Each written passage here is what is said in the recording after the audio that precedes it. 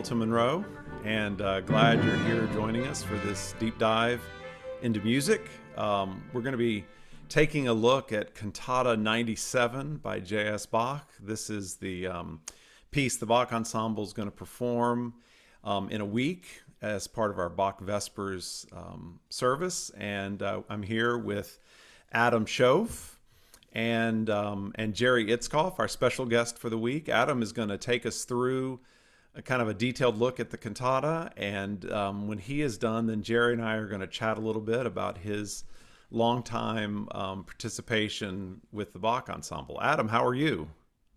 I'm doing pretty good. Just Excellent. fine. Yeah, looking forward to another talk. All right, well, let's dive in. Take it away.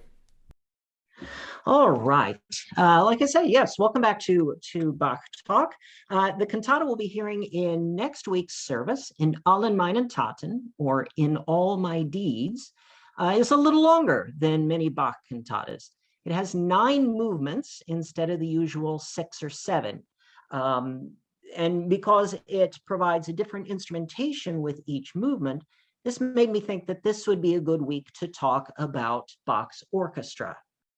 What do we know about the singers and instrumentalists who rehearsed and performed these cantatas week after week?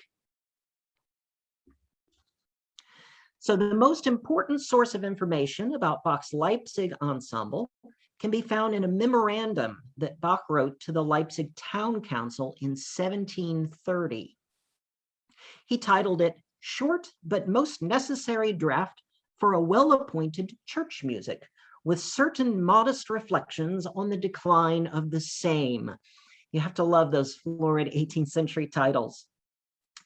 The motivation for this memorandum, the 1730 memorandum, comes from Bach's concern about vacancies not being filled, and also that St. Thomas officials were accepting new students without musical ability, hence the decline of the church music. The 1730 memorandum is significant to Bach studies because it offers much detail about the musicians that he had available and what he considered minimally necessary. For our purposes today, this memorandum serves as a good jumping off point for looking at Bach's singers and then at his instrumentalists.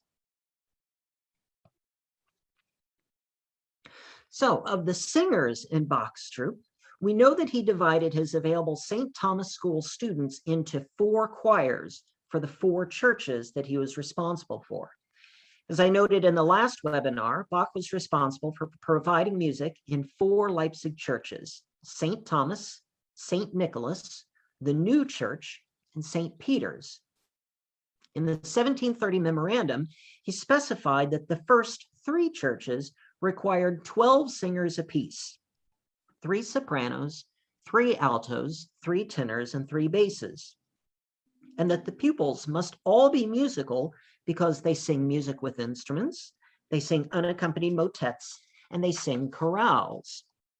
The St. Peter's Church, however, received what Bach called, quote, the residue, namely those who do not understand music and can only just barely sing a chorale, end quote.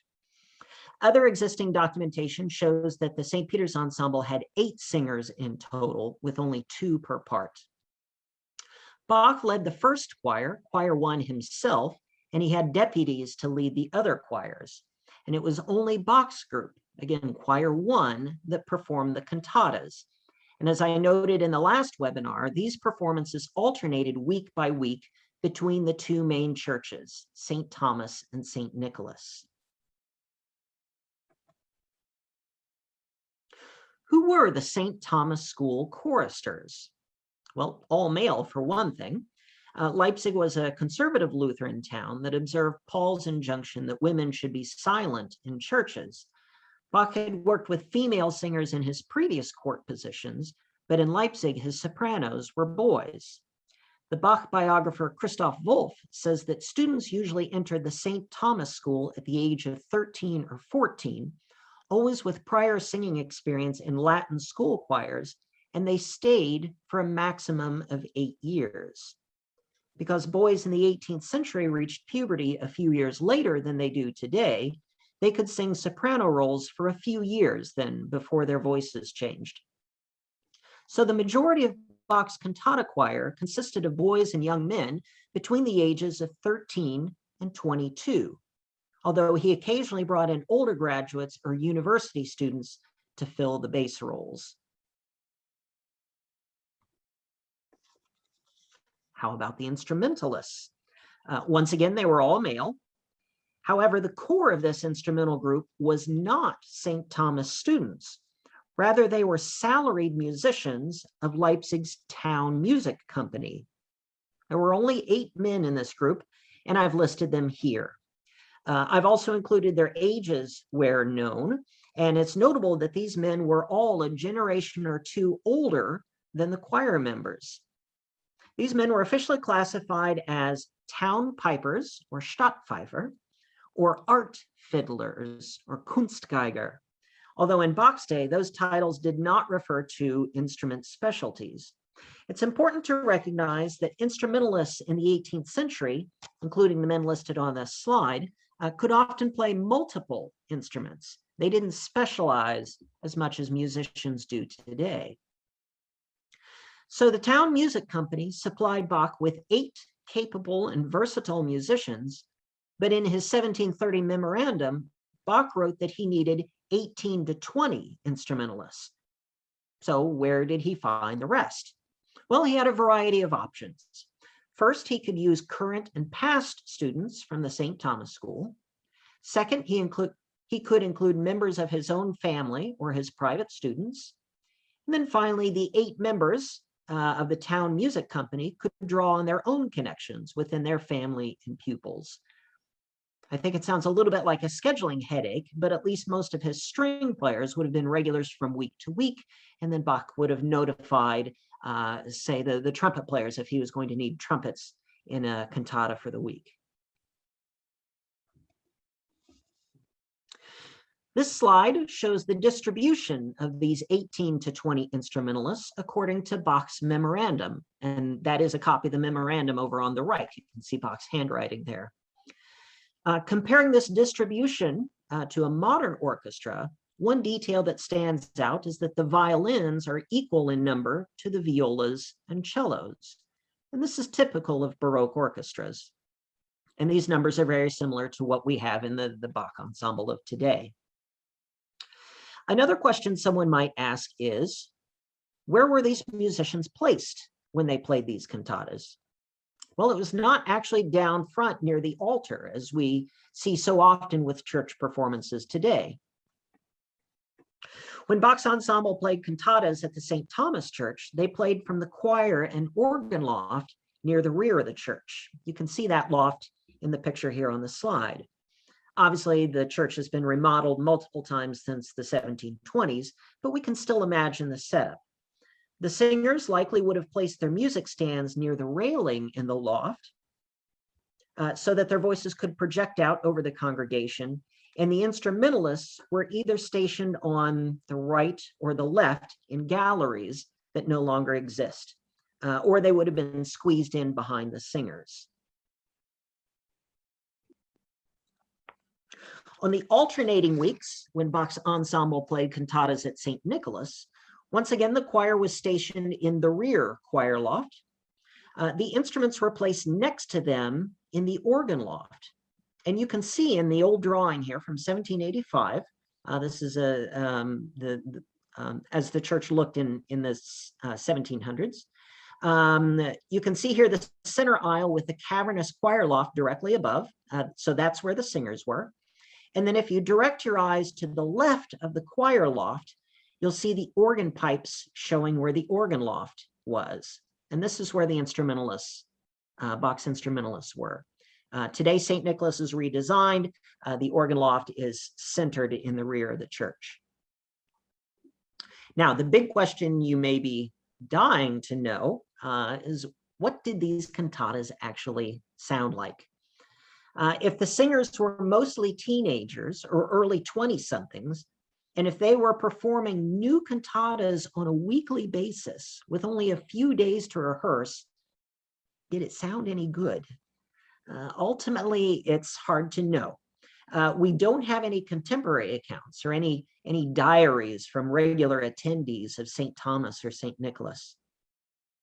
It's hard to believe that student musicians rehearsing for a couple of days would reach the level of our professionals in the Bach Ensemble today. And in the 1730 memorandum, it's easy to hear a hint of envy as Bach compares his ensemble to the musicians of the Dresden court, who are paid a living wage.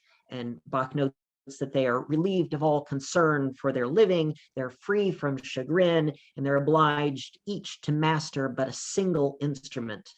Bach says that it must be something choice and excellent to hear. On the other hand, it's hard to believe that Bach would have kept his job if the music sounded awful. His musicians, even though they were young, were immersed in his music as his students, and they did have musical training prior to entering the St. Thomas School. In the 1730 memorandum, Bach mentions that the state of music is quite different from what it was, since our artistry has increased very much, and the taste has changed astonishingly. It also sounds like Bach was able to push his ensemble to success through his own highly developed musicianship. We have a letter from 1738 written by a German scholar named Johann Matthias Gesner, who befriended Bach in Leipzig. Gesner provides a wonderfully detailed description of Bach performing with his orchestra. And because his portrait is so vivid, I think it makes a good conclusion to this section about Bach and his ensemble.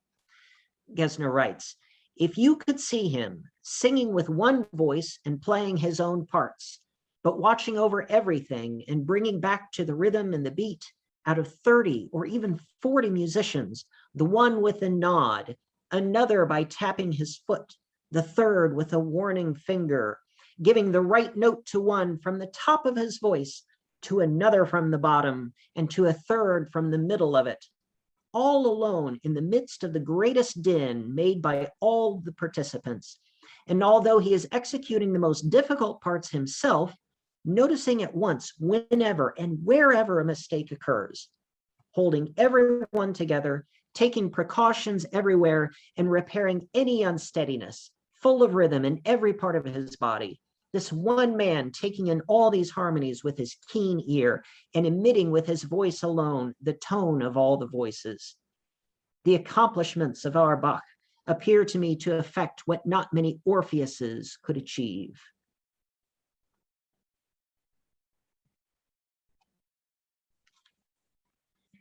So after a little bit about Bach and his ensemble, let's turn and look and say just a little bit about this week's cantata in Allen, meinen, Taten. This cantata dates from 1734, which means that it represents one of Bach's last efforts in the genre. If you tuned in last week, you might remember that I said Bach likely composed between 240 and 300 cantatas in Leipzig, and most of these had their premieres in the mid to late 1720s. During this time, Bach produced probably 4 cycles of cantatas for each Sunday of the church calendar. As you can see, BWV 97 in Allen, meinen, Taten fits in much later. It's contemporaneous with the Christmas oratorio and comes 1 year after Bach completed the first part, the Kyrie and Gloria, of his Mass in B minor. While we have good confidence in the date of the composition, the occasion that inspired this late cantata is not so certain. It is a sacred cantata, but that does not mean it was composed for a regular Sunday service. There is a tantalizing clue in the autograph manuscript. Above the seventh movement out of 9, an unknown hand wrote in "Nach der Trauung," or "after the wedding." At some point, this comment was marked out, but it's possible that this cantata was first performed during a wedding ceremony, and that perhaps the comment was a reminder to stop playing after movement 6. So whose wedding was it? The Baroque scholar Mark Roderick Fau has proposed that the wedding was between Johann Adolf II, Duke of Saxe-Weissenfels, and Friederike of Saxe-Gotha-Altenburg. They were married in late 1734, and here are portraits of the happy couple. Even though in Allen, meinen, Taten falls outside of Bach's intense period of cantata composition, It bears similarity to the cantatas of the 1724 and 1725 cycle, the second cycle, also known as the chorale cantata cycle, because its opening and closing movements are based on the same chorale. Between the outer movements, it includes a series of recitatives and arias. The text of the cantata was not arranged for Bach by one of his literary acquaintances, as he usually had done with his cantatas.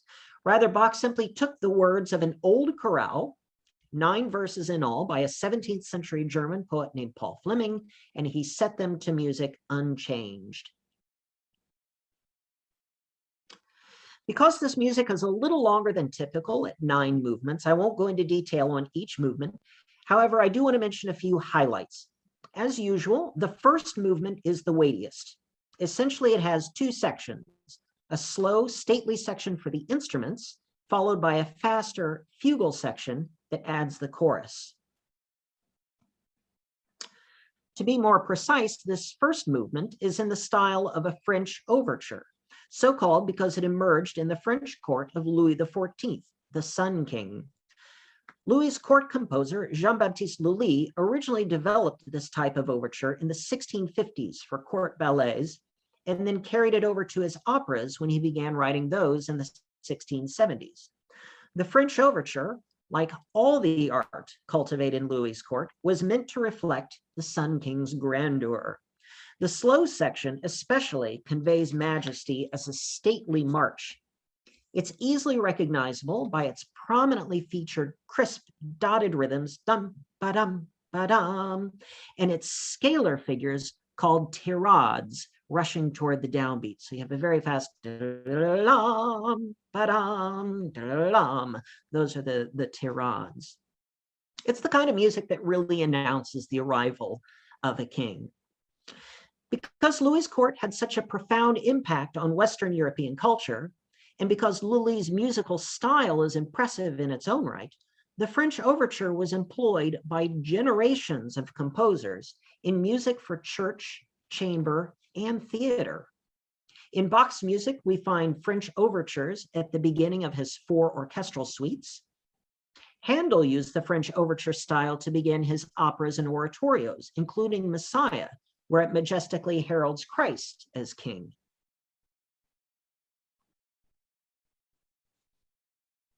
Is it possible then that Bach chose the French overture style to open this cantata because he was writing for the wedding of a royal, Duke Johann Adolf?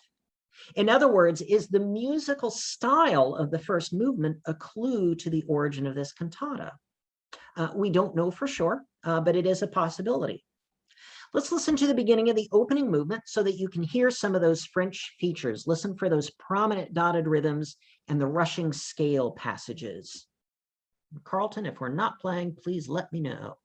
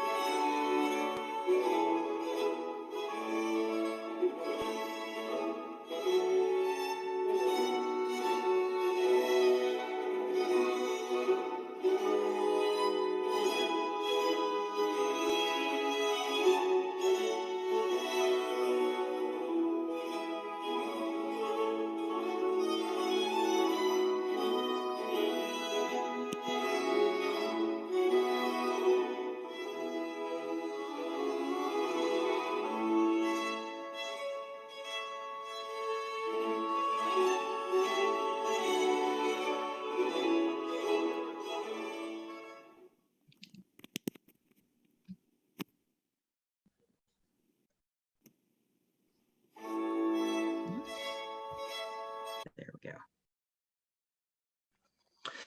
The next movement I want to mention is the 4th, an extraordinary aria for solo violin, tenor, and basso continuo. It's the violin part that really stands out, and Bach's writing recalls the solo violin sonatas and partitas that he wrote years before while still working at the Curtin court. He challenges the violinist here with virtuosic figuration, passages of double stops, in other words, where the violinist plays 2 notes at once, and punctuations of 3 and even 4 note chords that emphasize the line So wird mich nichts verletzen. Nothing will harm me. Now, this is more of a subjective opinion, but I think that when you listen to enough of these cantatas, you begin to recognize that Bach wrote these solo instrumental parts, these obbligato parts, like the violin here, not just as a pretty decoration to supplement the singer. For me, as I visualize them, they seem to signify this kind of hovering spirit or the presence of the Holy Spirit accompanying the singer. Such an interpretation fits with the text of this aria. Ich traue seiner Gnaden, I trust in his grace, which protects me from all injury and all evil. If I live by his commandments, then nothing can harm or fail me, which is to my benefit. I think the violin represents that protecting grace, and Bach was inspired enough by that idea to produce, in my opinion, one of the most moving arias of the entire cantata repertoire. So let's listen to the opening violin passage. And there you can see the opening of the music.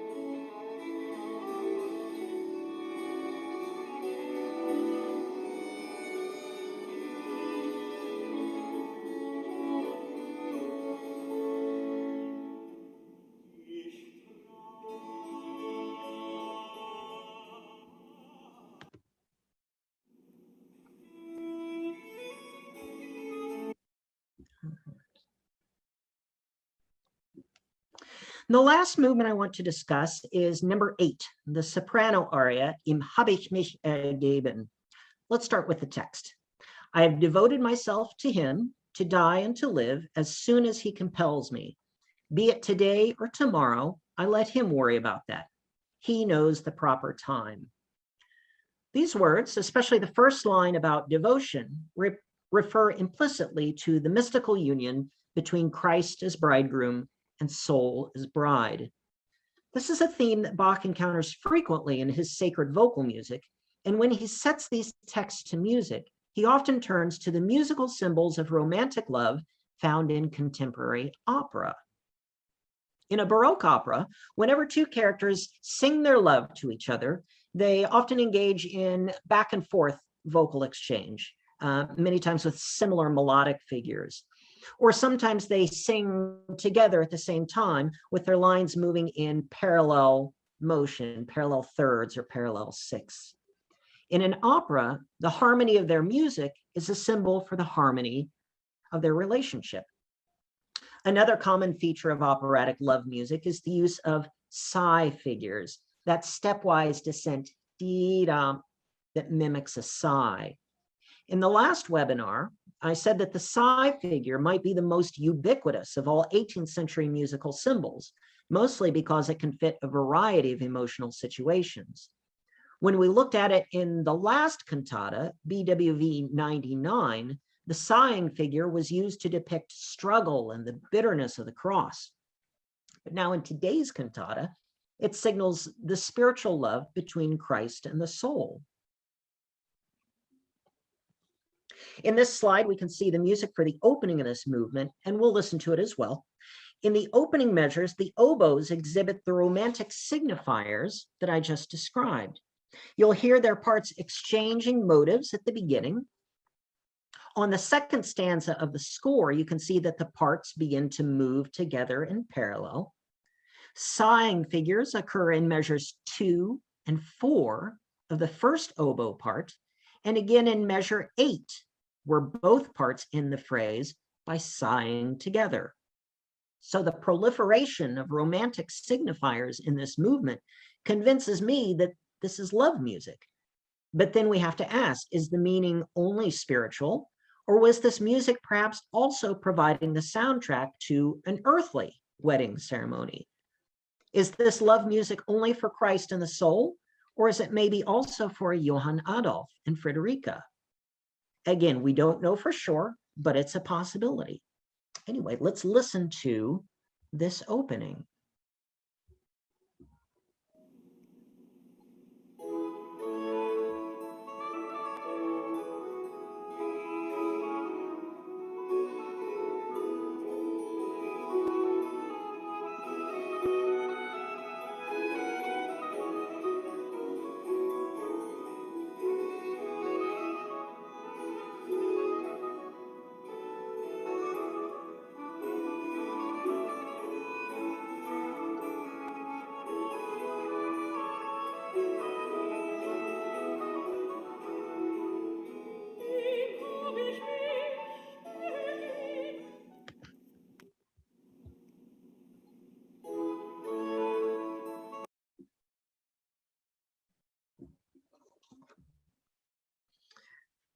To wrap up, I thought I would provide a few suggestions, just as I did last week. If you're interested in learning more about 18th century orchestral practice, one book that I highly recommend is called The Birth of the Orchestra, History of an Institution, 1650 to 1815.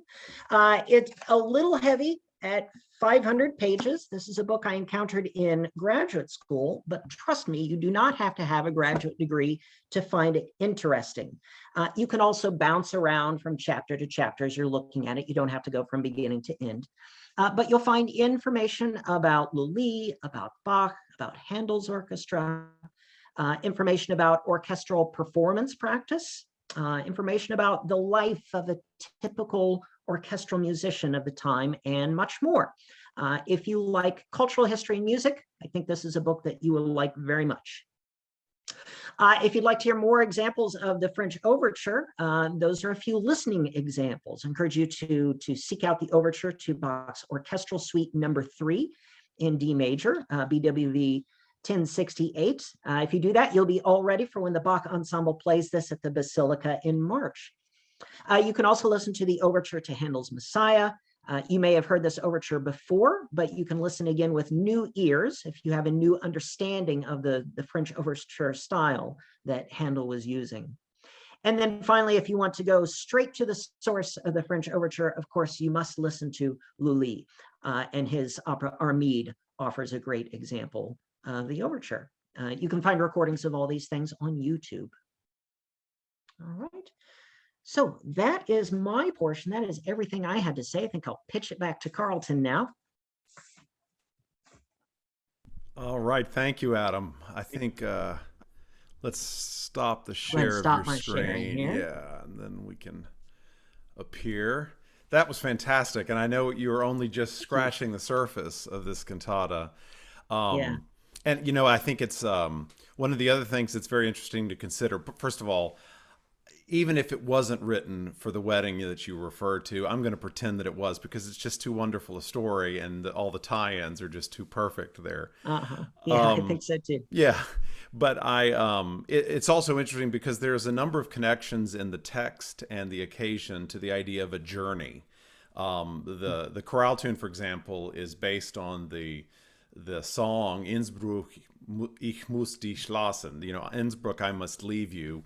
Famous song that we know in a version by Isaac, and of course Paul Fleming, the writer of the chorale, actually wrote it before he set off on a journey in his own personal life as well. Yeah, I learned that this week. Yeah, he was very kind of an interesting story actually. He and somewhat tragic too, but won't go into all of that now. But he was setting off on a very long journey that was going to be years in the making when he wrote, before he wrote the text.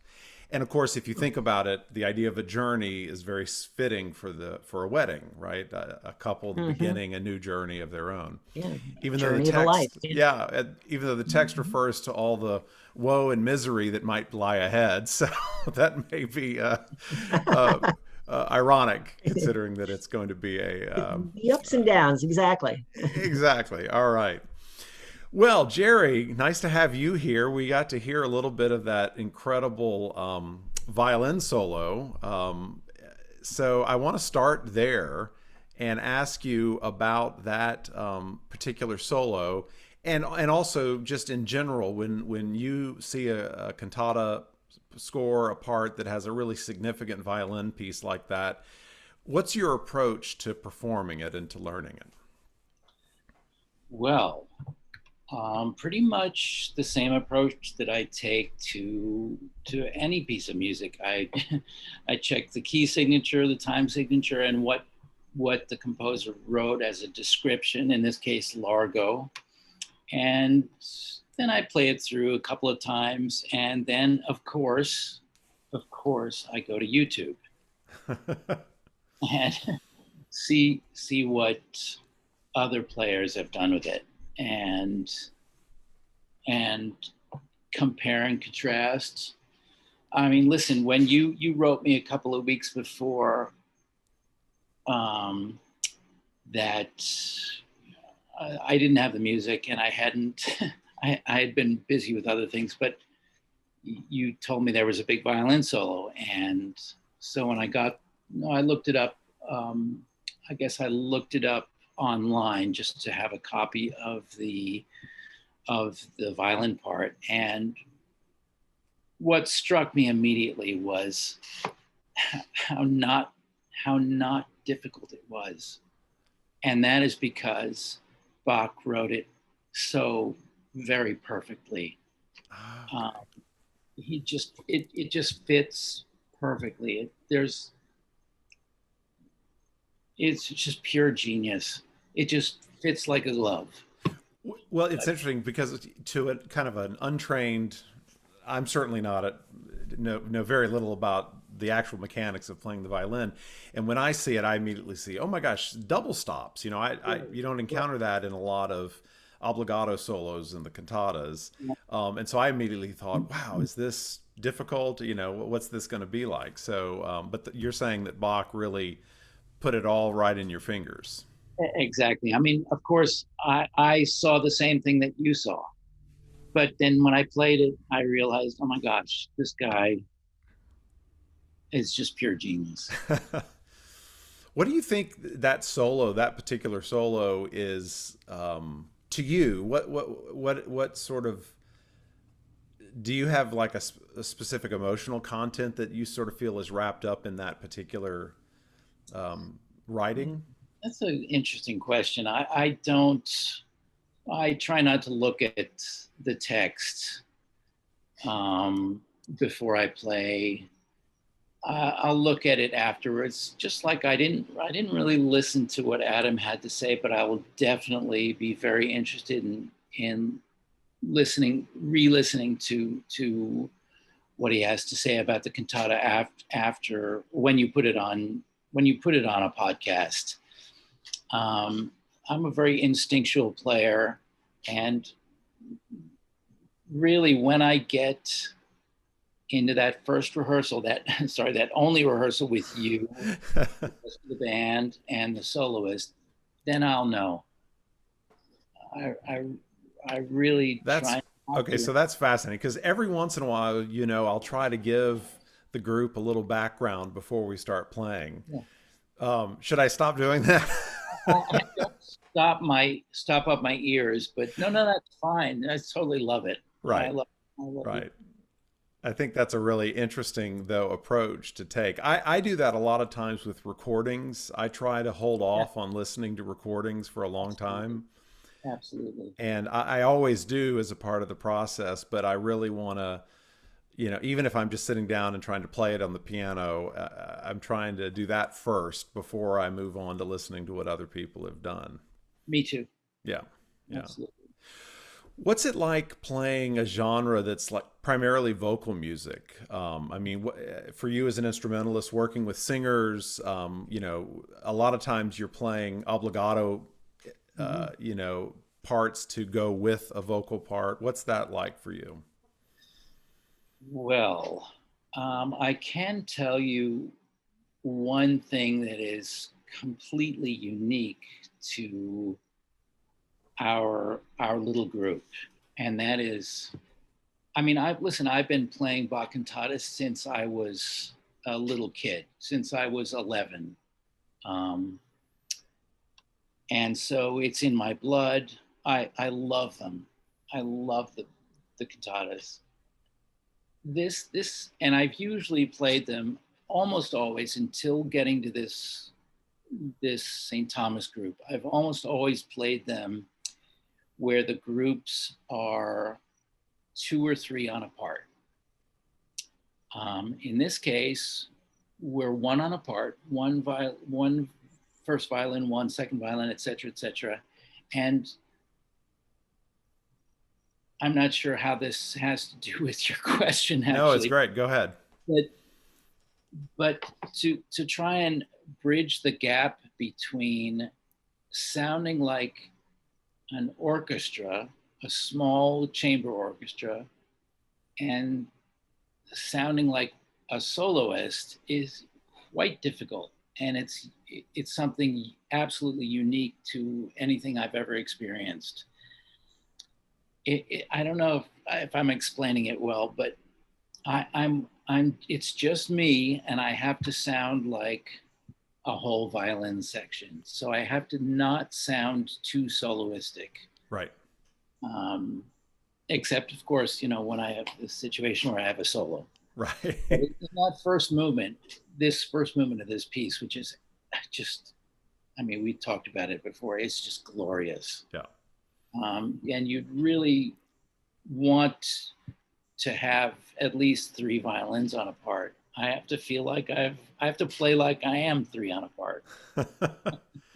Yeah, I mean that's you know, that's interesting because there's obviously we have like real practical limitations on you know how we can do things, and so we're sort of reinterpreting things. And actually that leads me into a perfect segue into another area that I wanted to talk to you about, because one of the things that we do with the Bach Ensemble, and we talk about it in our mission statement, is that we aim for what we call historically informed performances, but we're not a period performance practice ensemble, right? We're playing on modern instruments, and we're playing at modern pitch for a lot of reasons. But I'm curious what your position is, or kind of your feelings about performance practice, you know, historic based ensembles versus modern performance, and how all that fits together. I have very strong feelings about it. Good. and again, it goes back to my history with it all. I've played Bach cantatas I mean, just going back to when I was a kid, I mean, this is early 1970s. I've played Bach like it was, well, it was played back then in a more romantic style. And then into my 20s, I was in Boston as a freelancer, and I played with Chris Hogwood and the Handel and Haydn Society.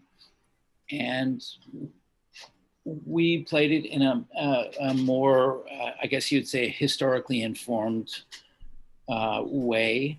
And really, after all these years, I've just come to the conclusion that it does not matter what kind of violin you have. It does not matter what kind of bow you have. It matters how you sing, how you phrase, and all those other things are quite secondary to that, to how you read, to how good at reading poetry you are. And in this case, the poetry is music. and all those other things are just completely superfluous. People can argue about them for forever. It doesn't interest me. It really doesn't. It's it ain't the meat, it's the motion. It's that's great. It's perfectly said. I'm gonna write that out and post it up on my wall. I love it. First, I think I'm gonna come close to wrapping things up, but first of all, I realized I jumped straight from Adam's presentation into my conversation with Gerry, and I didn't properly introduce Gerry, so I'm going to just do that now. But I mean, I think a lot of people that attend the Vespers know you well, but Gerry Itzkoff is our principal violinist with the Bach Ensemble. He is also a member of the Cincinnati Symphony Orchestra. He's been a part of our little band, as he loves to say, since the beginning. And he's been an invaluable friend and colleague in this process. He's helped me tremendously, and he's given so much of his time and energy to the Bach Ensemble. And we would not be what we are without his work through the years. So, Gerry, thank you for everything that you have given the group and continue to do so. You're quite welcome. It's truly my honor and privilege to be a part of it. It really is. I mean, this group, I know feel the same, but it's a little oasis, a little musical oasis in not just the musical world, but the whole world. It's a little way of getting away from the noise. Amen. Yeah. Amen. Well, Gerry. Yeah, Adam, absolutely. Gerry, thanks so much for joining us this evening, and look forward to seeing you in a week when we're going to perform this piece. Adam, thanks so much for a wonderful, insightful look at the cantata and also at Bach's ensemble. I found that fascinating, and when you talked about it being a headache trying to schedule the musicians, I completely sympathize. It's historically informed in that way for you too, then. Oh, exactly. Even So, scheduling. For those of you joining us, thank you so much for listening. And again, this will be available as a podcast and as a YouTube video in a couple of days. And I hope you will all join us on Sunday, which will be October the 3rd at 5 p.m. For Bach Vespers, where we will perform Cantata 97. So thank you and have a wonderful evening. Thanks, everybody. Thank you.